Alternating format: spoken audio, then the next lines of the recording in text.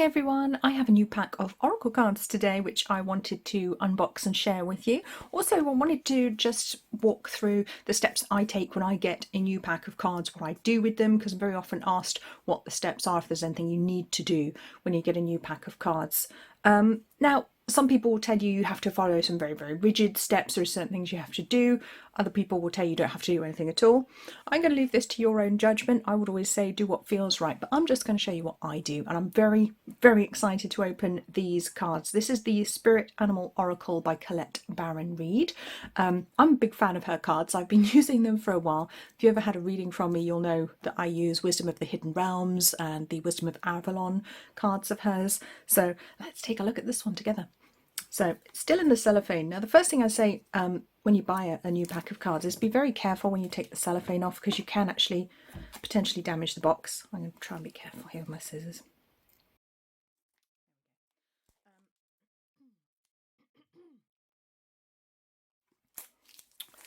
Okay, out she comes. You do always want to make sure that you buy genuine cards, because there are some knockoffs out there, unfortunately, from China. So be careful. Make sure you get the genuine article. Now this is new. What's this? Is this a slide? How does this open? This is different. Okay, most of Colette's cards open like this, like an iPhone box. You know, just open up. But this seems to be a little push drawer. It's a bit stiff. See if I can get that to open. No, it's been Helen proofed. Oh, there we go. It's a little magnetic opener on the side. Well, definitely Helen proofed. Okay, so what have we got in here? Oh, that's lovely.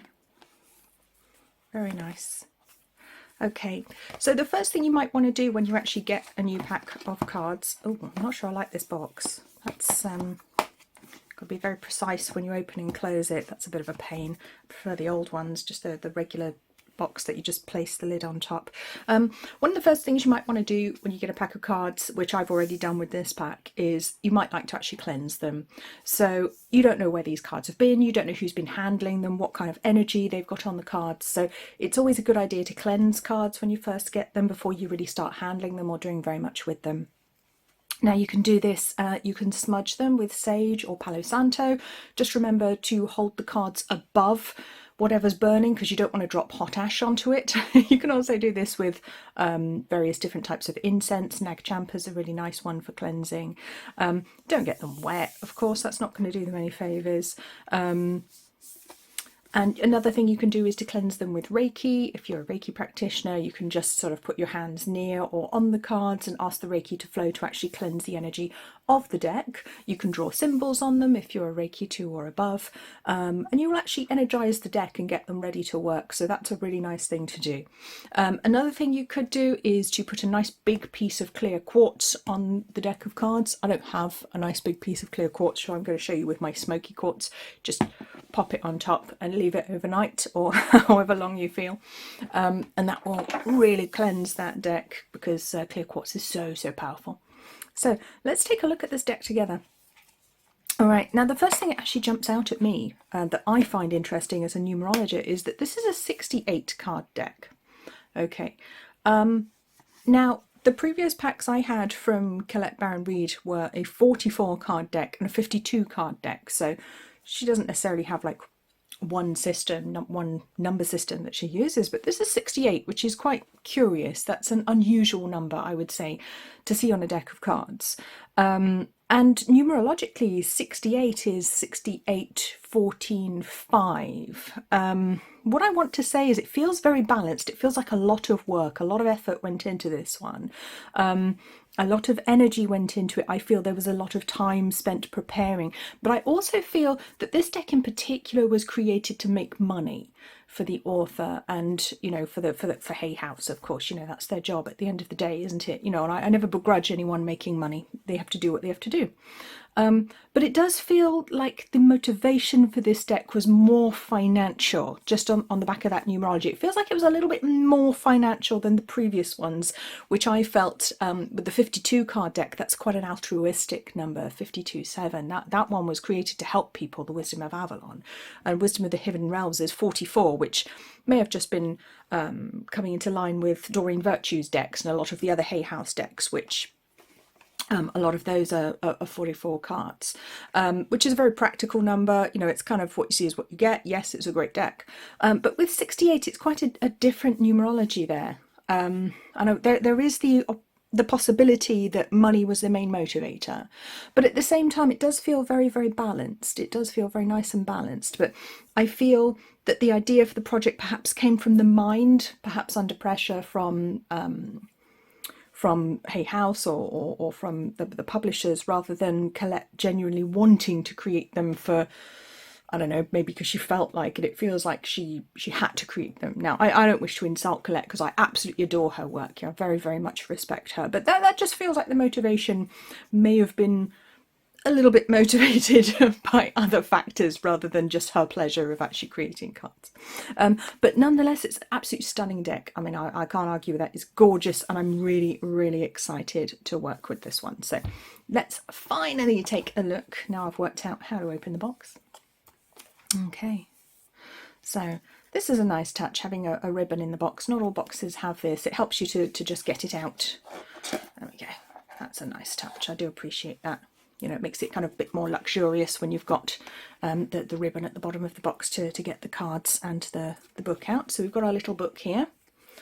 That's quite a thick guidebook. It's very nice quality, as you'd expect. Just going to pop that back in the box here. There we go. Then we have our cards. Beautiful. All right. This is usually paper. That should just come right off like that. So when you first get a pack of cards, very often they're a bit stuck together like this. So I'm just going to see if they need unsticking at all.